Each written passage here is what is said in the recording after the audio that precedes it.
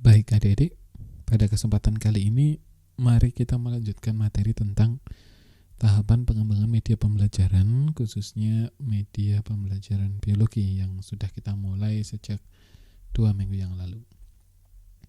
Nah, minggu ini kita akan membahas mengenai tahapan selanjutnya dari proyek pengembangan yang kita lakukan, yaitu analisis peserta didik atau biasa dikenal istilahnya adalah learner analysis. Nah, setelah minggu sebelumnya kita berhasil mengidentifikasi kondisi ideal yang diharapkan, kemudian permasalahan yang terjadi, lalu kita bisa merumuskan solusi untuk menyelesaikan permasalahan yang kita temukan melalui analisis kebutuhan. Kemudian kita juga sudah melanjutkan identifikasi struktur pembelajaran yang sesuai untuk menyelesaikan permasalahannya melalui kegiatan task analisis atau analisis instruksional. Lalu apa selanjutnya yang akan kita lakukan? Nah, tahapan selanjutnya dalam proses pengembangan media pembelajaran setelah kita berhasil melakukan analisis kebutuhan dan analisis instruksional adalah analisis peserta didik atau kita menganalisis target pengguna dari media pembelajaran yang akan kita kembangkan. Nah, mengapa kita perlu melakukan analisis peserta didik itu? Karena sangat penting bagi kita sebagai pengembang media pembelajaran untuk tahu siapa kira-kira target pengguna media yang akan kita kembangkan, sehingga kita dapat merancang media pembelajaran yang sesuai dengan pengguna atau siswa. Misalnya, ketika kita hendak mengembangkan media pembelajaran untuk anak SD, tentu saja akan berbeda spesifikasinya, ya, jika dibandingkan ketika kita mengembangkan media pembelajaran untuk anak SMA gitu misalnya. Nah, hal tersebut akan jadi sangat penting adik-adik. Kenapa? Karena begini, coba perhatikan gambar ini ya, menyenangkan gitu jika kita bisa melihat pembelajaran di kelas itu seperti ini ya, jadi terlihat menyenangkan, tidak monoton, siswa aktif, kemudian menggunakan media pembelajaran sehingga pembelajaran menjadi lebih mudah gitu. Tapi saya yakin ada di antara adik yang pernah ke sekolah ya, kemudian pasti akan menemukan pemandangan yang hampir sama gitu.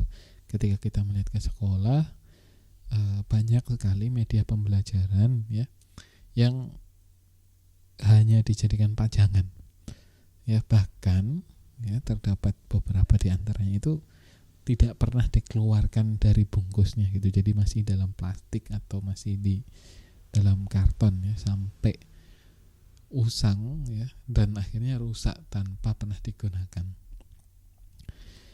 Nah, kira-kira kenapa sih hal tersebut bisa terjadi? Ya, mungkin kita ada yang berpikir ya, itu salah gurunya karena gurunya nggak mau pakai media ya. Jadi kita nggak bisa langsung menyalahkan sekolah atau gurunya ya yang tidak mau menggunakan media. Ya, belum tentu itu salah guru atau salah sekolah. Bisa jadi media itu memang tidak cocok gitu, atau bahkan tidak bisa digunakan di sana gitu. Kenapa demikian? Karena media pembelajaran itu memang seharusnya spesifik ya, jadi dia itu harus sesuai dengan target pengguna yang akan menggunakan media pembelajaran itu gitu, sehingga dalam proses pengembangannya pun kita perlu memperhatikan media ini untuk siapa gitu ya. Nah, oleh sebab itu maka kita melakukan analisis kebutuhan adik-adik. Ya, kita pastikan bahwa media yang akan dikembangkan benar-benar sesuai gitu, dan nantinya tidak hanya jadi benda pajangan saja di sekolah, seperti itu. Ya, jadi akhirnya ketika media pembelajaran tidak bisa dipakai, ya meskipun sudah ada, tapi akhirnya pembelajaran jadi ceramah lagi gitu. Padahal medianya sudah ada, tapi karena nggak bisa dipakai gitu. Jadi itu tidak selamanya salah dari guru atau salah dari sekolah, tidak. Ya, bisa jadi memang medianya nggak bisa dipakai. Karena saya juga sering sudah banyak ke sekolah, kemudian melihat bagaimana media-media itu dikembangkan gitu.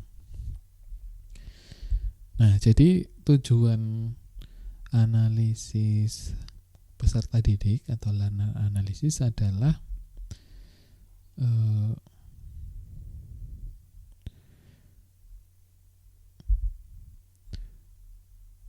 untuk mengeneralisasi karakteristik siswa gitu, yang di misalnya ya kita datang ke sebuah kelas ya, kita tentu saja akan menjumpai banyak sekali siswa gitu dengan karakteristiknya masing-masing. Nah, tujuan dari learner analysis ini adalah untuk mengeneralisasi karakteristik siswa yang beragam tadi menjadi satu karakteristik umum yang dia akan menggambarkan karakteristik sekelompok siswa itu.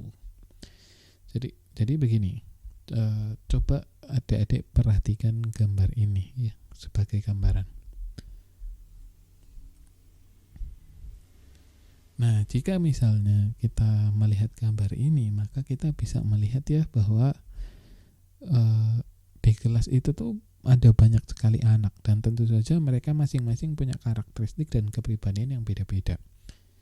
Namun, jika kita analisis lebih mendalam, sebenarnya mereka punya karakteristik umum yang dapat mencerminkan satu populasi siswa di dalam kelas tersebut.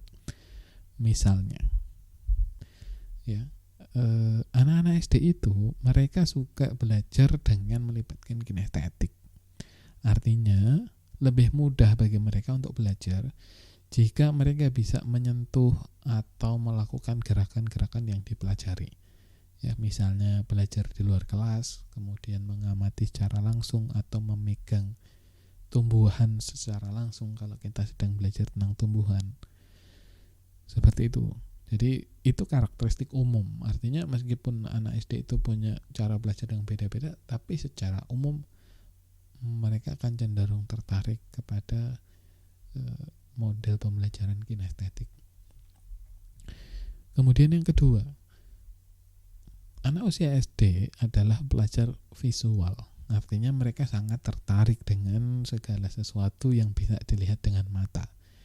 Ya, jadi ketika kita mengajar di SD tentu saja akan berbeda dengan misalnya kita mengajar di perguruan tinggi gitu. Kalau saya mengajar adik-adik, misal saya menjelaskan tanpa menggunakan gambar pun sebenarnya kalian pasti bisa memahami. Kenapa? Karena adik-adik sudah punya bayangan, adik-adik sudah bisa berpikir secara operasional. Tapi kalau anak SD, mereka perlu untuk melihat apa yang dipelajari. Kalau sesuatu itu tidak bisa dilihat, akan sangat sulit bagi mereka untuk belajar. Itu kenapa dalam buku pelajaran SD, kemudian media-media pembelajaran SD selalu didominasi dengan gambar yang berwarna-warni, sehingga akan memudahkan bagi mereka untuk belajar. Kemudian ketiga, anak SD itu masih suka bermain dengan teman-temannya, sehingga dalam proses belajar pun akan jauh lebih efektif ketika mereka belajar secara kelompok, ya, tidak belajar secara individu, ya. Jadi kita bedakan gitu. Ketika adik-adik ya sebagai mahasiswa, kalian tentu akan lebih mudah juga, atau misalnya kalian tetap bisa belajar secara mandiri gitu. Tapi untuk anak SD, mereka akan cenderung lebih mudah ketika mereka itu belajar dalam satu kelompok dengan teman-temannya. Nah, kira-kira gambarannya seperti itu. Analisis peserta didik. Jadi kita mau melihat gambaran umum seperti apa sih target siswa yang akan menggunakan atau target pengguna dari media pembelajaran yang akan kita kembangkan.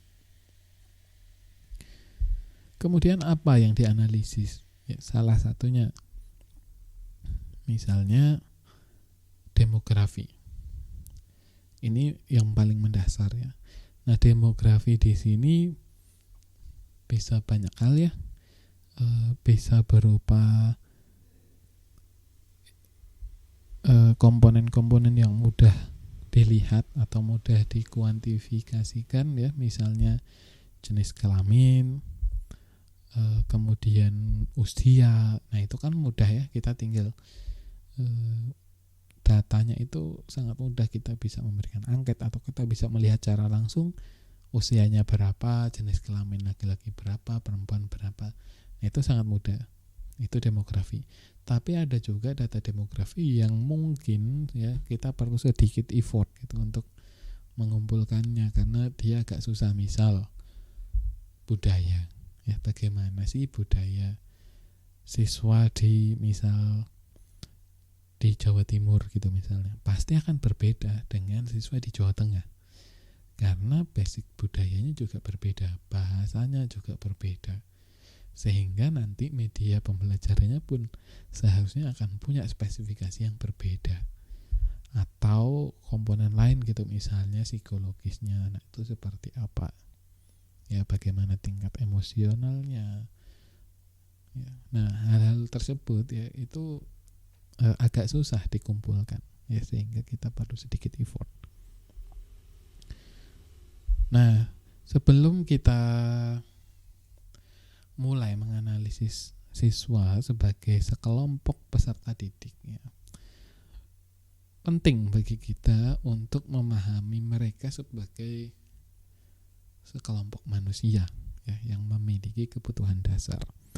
Nah, salah satu teori tentang kebutuhan dasar manusia yang paling populer ya, yaitu teori hierarki kebutuhannya Maslow. Jadi Maslow membagi kebutuhan manusia itu menjadi 5.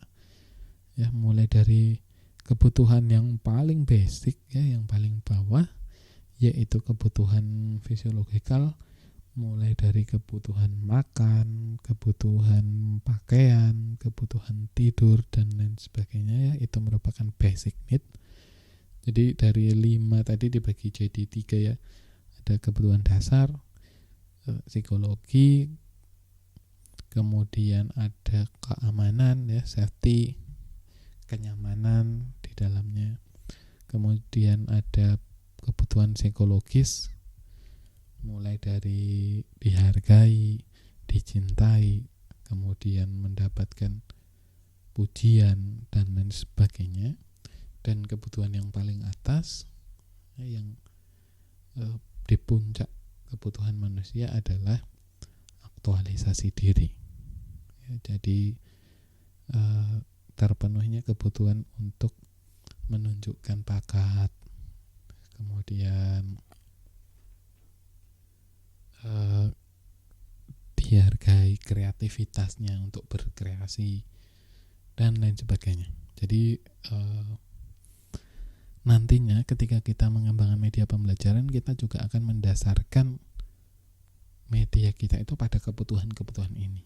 Ya, bagaimana caranya kita mencukupi kebutuhan manusia. Kenapa begitu? Karena menurut Maslow bahwa tingkah laku manusia itu ditentukan oleh kebutuhannya. Artinya ketika kebutuhan terpenuhi, ya dalam konteks ini kebutuhan belajar, kebutuhan siswa dalam belajar itu dipenuhi, maka mereka akan bisa belajar dengan maksimal. Nah, jadi dalam proses analisis peserta didik ya, kita juga akan mengumpulkan data tentang kebutuhan mereka. Ya, jadi apa sih yang dibutuhkan para siswa ini sehingga mereka dapat belajar dengan maksimal. Nah, salah satu instrumen yang dapat kita gunakan untuk melakukan analisis peserta didik ya, ini analisis kebutuhan ke peserta didik adalah menggunakan Maslow Assessment of Needs Scale. Ya, ini salah satu saja ya. Adik-adik bisa menggunakan instrumen-instrumen yang lain untuk melakukan analisis peserta didik ini. Ini hanya salah satu contoh. Ya, selain kebutuhan dasar, ada juga yang kita analisis ya, yaitu gaya belajar. Nah, seperti tadi sempat kita singgung ya di slide sebelumnya bahwa gaya belajar itu ada banyak. Ya. Premisnya adalah semua siswa itu punya cara belajar yang beda-beda. Ya. Ada yang suka belajar secara kinestetis, ada yang dia itu bisa belajar dengan cara mendengar, ada yang belajar itu harus melihat visual. Nah, karakteristik ini juga yang perlu kita analisis dalam analisis peserta didik, sehingga kita nanti tahu media pembelajaran yang mau kita kembangkan itu apakah harus dengan visual yang menarik atau dia harus ada audio, karena target peserta didik kita ya, target pengguna kita adalah yang dia tuh bisa belajar secara audio, atau media pembelajaran kita nanti adalah sesuatu yang seharusnya bisa dipegang ya, karena target kita adalah siswa yang belajarnya kinestetis. Seperti itu kurang lebih gambarannya ya. Ya, kemudian lalu bagaimana caranya untuk kita menganalisis gaya belajar? Nah, ini ada beberapa contoh instrumen yang bisa digunakan untuk menganalisis gaya belajar. Ya, misalnya ada the Learning Style Inventory, kemudian ada Sternberg-Wagner ya, Self Assessment Inventory, dan masih banyak. Ini hanya contoh. Jadi nanti adik-adik bisa menggunakan instrumen yang lain. Oke, jadi itu tadi beberapa hal yang perlu dianalisis ya dalam analisis peserta didik. Ada gaya belajar, ada kebutuhan dasar, ada demografis, dan lain sebagainya. Lalu yang pasti itu apa sih yang harus kita analisis? Nah, tergantung nanti kita menggunakan pendekatan yang mana. Ya, oke. Nah, pendekatan yang kita gunakan untuk analisis peserta didik ada banyak ya. Salah satu contoh yang banyak digunakan adalah modelnya Smaldino tahun 2012. Jadi ada 3 komponen yang dianalisis menurut Smaldino. Yang pertama adalah karakteristik dasar. Misalnya adalah informasi demografis, mulai dari usia, jenis kelamin, kemudian latar belakang keluarga, dan lain sebagainya. Itu demografis. Kemudian yang kedua adalah specific entry, ya, artinya ini tuh pengetahuan dasar, atau siswa ini sekarang tuh bisanya apa sih? Mereka pengetahuannya itu sampai di mana? Nah, itu namanya specific entry competencies. Ya, jadi sebelum kita mengembangkan satu media, kita harus tahu dulu, jangan-jangan nanti mereka sudah menguasai apa yang mau kita kembangkan gitu. Jadi medianya jadi tidak akurat nanti ya, karena mereka sudah bisa ngapain kita mengembangkan medianya gitu. Atau jangan-jangan media yang mau kita kembangkan itu terlalu jauh dari kemampuan dasar mereka, sehingga ketika menggunakan media yang kita kembangkan malah justru bingung. Nah, hal tersebut yang perlu diperhatikan dalam analisis peserta didik. Kemudian yang ketiga yaitu analisis gaya belajar yang tadi barusan kita bahas. Ya, jenis gaya belajar kita bisa mengacu pada salah satu teorinya Gardner. Ya, ada gaya belajar itu ada banyak, ada verbal, ada logical, matematikal, visual, kemudian kinestetik, interpersonal, intrapersonal, dan lain sebagainya. Masih banyak lagi.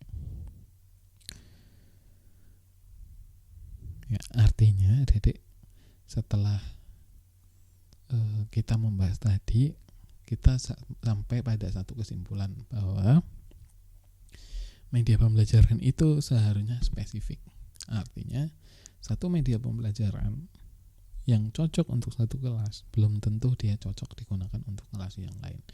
Nah, itu prinsip paling mendasar dari media pembelajaran. Karena basicnya adalah analisis peserta didik. Seperti itu. Nah, selain modelnya Smaldino tadi juga ada beberapa pendekatan yang bisa digunakan, ya. Sudah saya tuliskan di sini. Nah, alasan kenapa saya menyarankan untuk menggunakan Smaldino adalah dia sederhana, kemudian yang paling utama adalah referensinya mudah didapatkan. Kenapa? Karena kalau adik-adik lihat tahunnya, ya, saya selalu sesimpel itu. Jadi saya akan mencari referensi dengan tahun yang paling baru. Artinya apa? Artinya pendekatan ini itu sudah dikembangkan dengan mempertimbangkan pendekatan-pendekatan yang sebelumnya, ya, artinya dia itu adalah bentuk penyempurnaan gitu dari model-model yang sudah ada, ya. Itu alasan kenapa menggunakan Smaldino, meskipun juga tidak masalah jika menggunakan pendekatan yang lain, dan itu tidak salah gitu. Oke, nah lalu kemudian seperti apa sih bentuk atau hasil analisis peserta didik nanti? Nah, ini contoh ya adik-adik ya. Jadi kalian bisa menggunakan model yang beda-beda. Kalau saya lebih condong menggunakan chart seperti ini ya, menggunakan tabel atau chart. Misal ini adalah contoh, ini contoh yang kedua tadi. Ini specific entry competencies-nya ya. Jadi misal ini adalah contoh ketika kita menganalisis peserta didik di SD gitu. Kita mau mengembangkan media pembelajaran di SD. Jadi kita harus tahu dulu kemampuan membaca anak SD-nya itu seperti apa. Oh, ternyata masih ada nih yang kemampuan membacanya rendah. Ya, tapi ada juga yang sudah tinggi. Artinya nanti media pembelajaran kita juga harus mengakomodasi itu gitu. Ya, gambaran umumnya seperti ini loh gitu. Ya, bagaimana nanti yang kemampuan membacanya masih rendah, bisa nggak nanti menggunakan media kita? Atau kemampuan matematika, kemudian keterampilan menggunakan komputer, oh ternyata siswa di sana itu ya didominasi siswanya nggak bisa pakai komputer gitu, sehingga kita jangan mengembangkan media yang basisnya adalah komputer gitu. Jadi itu alasan kenapa banyak media pembelajaran nggak bisa dipakai, karena kita kadang-kala lupa untuk melakukan ini, ya, kita tidak memperhatikan untuk siapa media ini gitu, ya. Mungkin medianya bagus, medianya mungkin canggih, tapi kalau misalnya tidak memungkinkan untuk digunakan, akan jadi sia-sia pekerjaan kita. Nah, ini contoh yang lain ya, kita menganalisis gaya belajarnya. Ya, ada beberapa auditori, oh ternyata dominasinya adalah visual. Artinya nanti media kita harus kita arahkan lebih ke media pembelajaran yang bentuknya visual gitu. Oke, jadi kurang lebih itu pembahasan untuk analisis peserta didik. Nah, selanjutnya ya, melanjutkan dari pekerjaan kita minggu lalu, adik-adik akan melakukan proyek tahap ketiga, yaitu analisis peserta didik.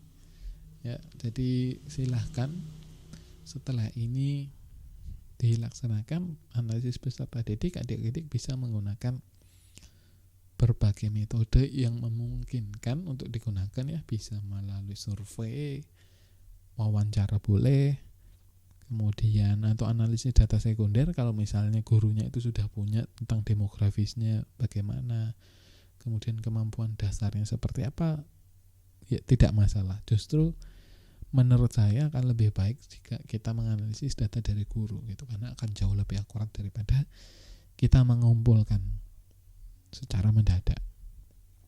Oke, kemudian hasilnya nanti adik-adik presentasikan ya pada kegiatan minggu selanjutnya. Oke, mungkin cukup sekian untuk materi minggu ini tentang analisis peserta didik. Kita ketemu lagi minggu depan. Selamat belajar, saya tutup. Wassalamualaikum warahmatullahi wabarakatuh.